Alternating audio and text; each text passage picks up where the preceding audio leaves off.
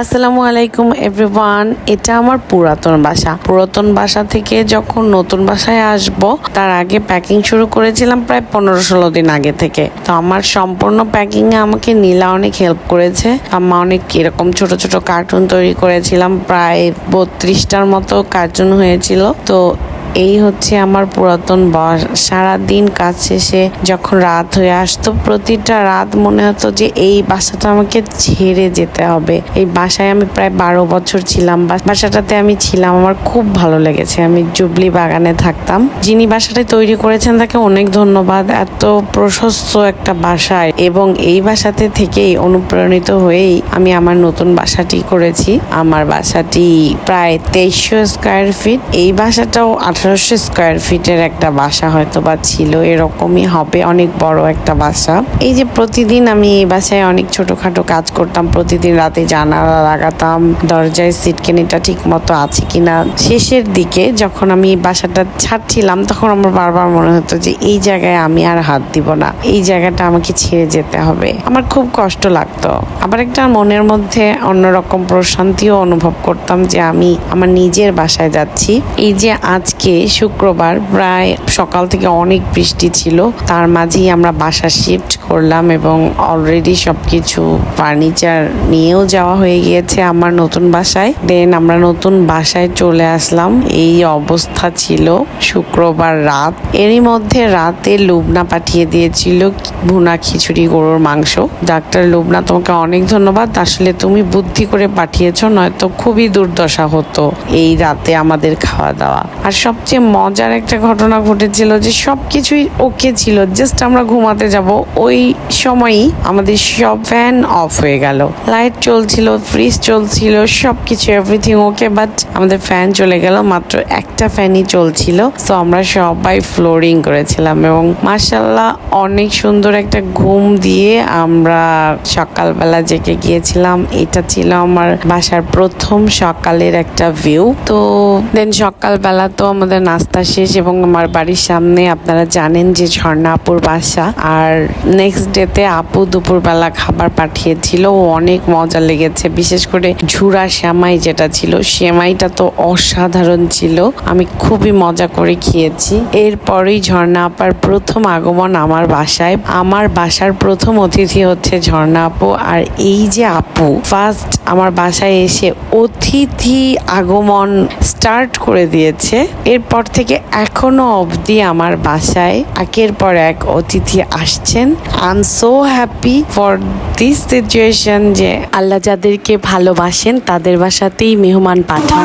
মানে জীবনটা যেন এই ফুলের মতোই থাকে, ছেলে সন্তান নিয়ে যেন রঙিন হয়ে থাকতে পারো, ফুটন্ত প্রস্ফুটিত জীবন্ত হয়ে থাকতে পারো। তো আপু আমাদের জন্য অনেক কিছু নিয়ে এসেছিল এবং আমার জন্য গিফটটা তো ছিল অসাধারণ। এরপরই চলে আসলো আমার ভাবি, পাশের বাড়ির ভাবি, যার কফি আমি খুব খুব মিস করি সব সময়, কারণ ভাবি কফি বানালেই আমাকে সাথে নিয়ে খেত। এবং আমার আফিয়া চলে আসলো, রিশান্ত মহা খুশি। তো আমরা খুব সুন্দর একটা বিকাল পার করেছি। এরপর যেটা হলো 5 তারিখে বিভীষিকাময় একটা রাত ছিল আমাদের সিরাজগঞ্জে সবার জন্যই। সো তখন ডক্টর মামুন এবং ডক্টর সুজা ফ্যামিলি আমাদের বাসায় চলে আসে।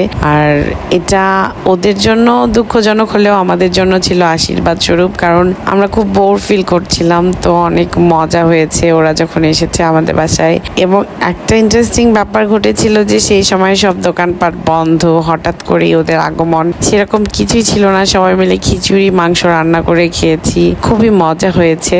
খুব সুন্দর দুটো রাত কাটিয়েছি আমরা। এরই মধ্যে আমার বিল্ডিং এ রেলিংটা দিয়ে দেওয়া হলো। এরপরে চলে আসলো টুয়েসডেতে নাসিমা আমার বাসা দেখতে। নাসিমা আমার বাসায় এসেছিল অনেক মিষ্টি নিয়ে, অনেক সন্দেশ মিষ্টি নিয়ে। ভাইয়া যেহেতু পেয়ে যাই খুশিতে ঠেলায় অনেক বেশি বেশি মিষ্টি নিয়ে চলে এসেছে। তো এই তো হ্যাপি কাপল আমাদের ছাদে, এবং আমরা সবাই ছাদে চলে এলাম। 2 জিয়ার উপস্থিতিতে খুব সুন্দর একটা বিকেল কাটালাম। একজন ডক্টর জিয়াউল কবির, একজন একজন জিয়াউর রহমান। অ্যান্ড এরপরে ওয়েডনেসডেতে আমার আরেক ভাবি এলিজা সিদ্দিক তার নিজস্ব রেসিপি নিয়ে হাজির হয়ে গেলেন আমার বাসায়, এবং আমরা খুব মজা করে সময়টা কাটালাম বিকেলে, সন্ধ্যায় এবং রাতে।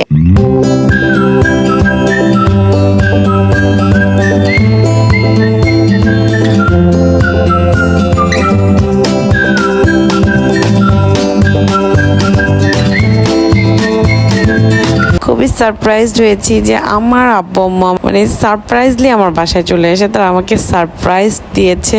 আমি তো খুবই অবাক, আম্মু আব্বু আসার কোনো কথাই ছিল না, দেন আব্বু আম্মু চলে আসলো। সো সেই দিন তো আমি অনেক অনেক হ্যাপি। এরপর দিন আমার ছোট বোন এবং তার জামাইও চলে আসলো, সাথে আমার পুচুনি বুড়ি। তো আমরা সবাই খুব কোয়ালিটি টাইম স্পেন্ড করলাম একসাথে।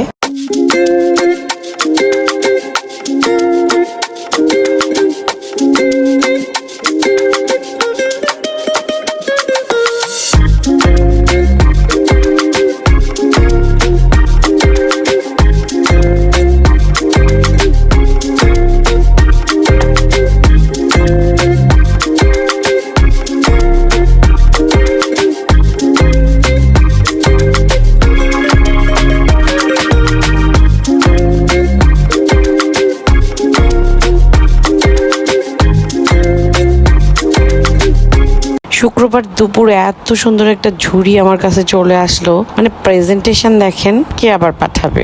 সেই আমার ঝর্ণা আপু আসছি থেকে শুধু সুবিধা নিয়েই যাচ্ছি। ফ্রাইডেতে জম্পেশ একটা দুপুরের খাওয়ার পর চলে এলো এলিজা ভাবির বাসা থেকে আরো অনেক কিছু, তার মধ্যে ছিল মোমো।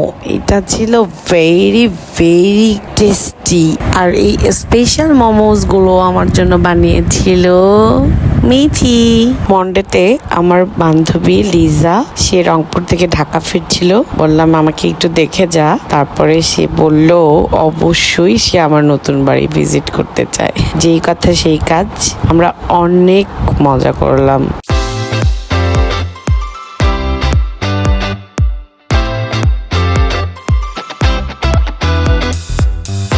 সানডেতেও ঝর্ণা আপু বাদ রাখেনি, 2 রকমের ভর্তা পাঠিয়ে দিয়েছে।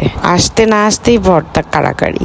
আর এতক্ষণে আমার বাসায় আমার শাশুড়ি আম্মাও চলে এসেছে। শাশুড়ি আম্মা যখন এসেছে তখন অবশ্যই আস্তে আস্তে তার পুরো পরিবার চলে আসবে, যেমন বড় ভাইয়ের আগমন টুয়েসডে। তো আমরা যার পর নাই ব্যস্ত, এবং বাইরে ভাই একটা বাড়ি করছি, মানে কোথায় বাড়িতে একটু আরাম করে থাকবো তার জো নাই, একের পর এক একের পর এক। তবে আমরা খুবই এনজয় করছি, আল্লাহ আমাদেরকে অনেক খুশিতে রাখছে, আলহামদুলিল্লাহ।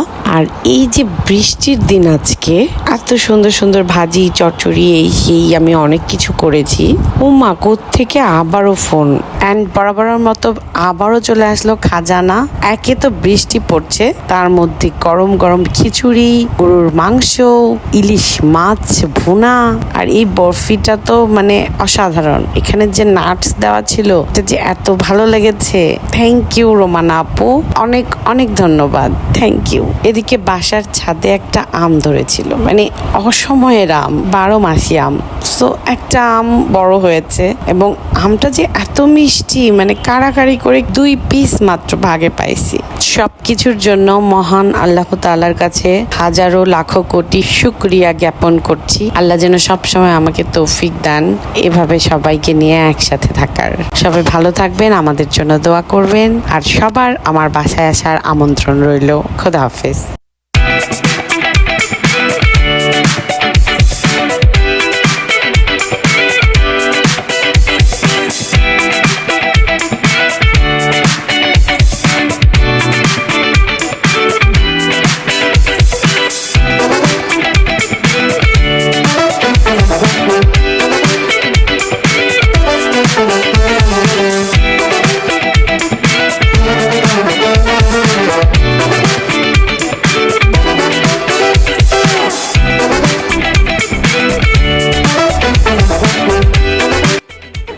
পড়তেছে দেখো ওর